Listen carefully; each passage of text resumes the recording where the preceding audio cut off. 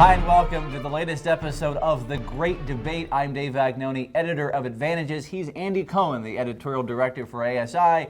Andy, what's happening? Not much. How are you, Dave? I'm doing good. Thanks for being here as always, Andy. Our question this time around, should distributors match the online prices of other companies? Andy, what do you think? So I say no. Never. No, never. Okay. Their business model is their business model, and it's most likely not your business model, your traditional business model. So you can't be better than they are at their own business. That's number one. Number two, you shouldn't be swaying from your margins these days.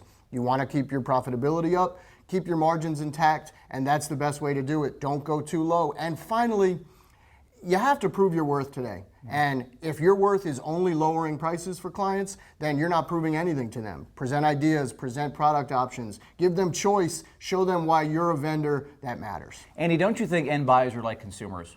Where if you're going into Best Buy to buy a computer, right? Aren't you going to get on your smartphone and see what Amazon's price is? And then if it's lower, you're going to go to the register and you're going to say, can you price match this?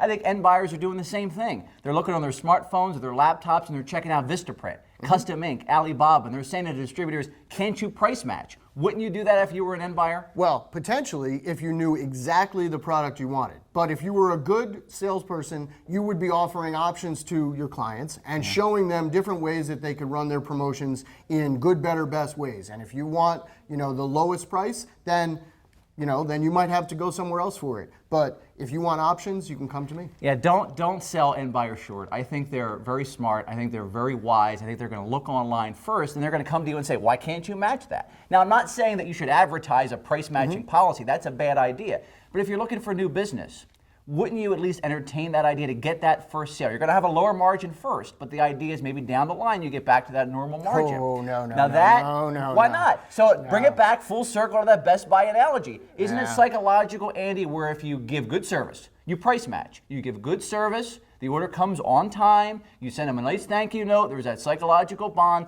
Wouldn't they give you the first crack next time instead of just automatically looking online? I think they would. I'm not so sure because then you're dealing with a client who is probably pretty smart. Yeah. They're looking for information, they're doing their research, but then they're always going to be doing that. And you're always going to be playing the lowest price game with them, and that's a no-win proposition for you. There's no way you can ever win at that because you're never going to get your margins up. So you're never going to get that business. You're just going to say that client, right. Forget it. I don't want that client. Well, and then you're losing. To go back to what you said a few episodes ago, why eliminate that opportunity? Because it's there for you to get. It's there, but it's at such a low margin that it's not worth it for your business, potentially. All right, we'll agree to disagree. Once again, Andy Cohen says never do that. That's price matching, I say, I think it's wise, at least on occasion. For Andy, I'm Dave. We'll see you next time. Thanks for watching.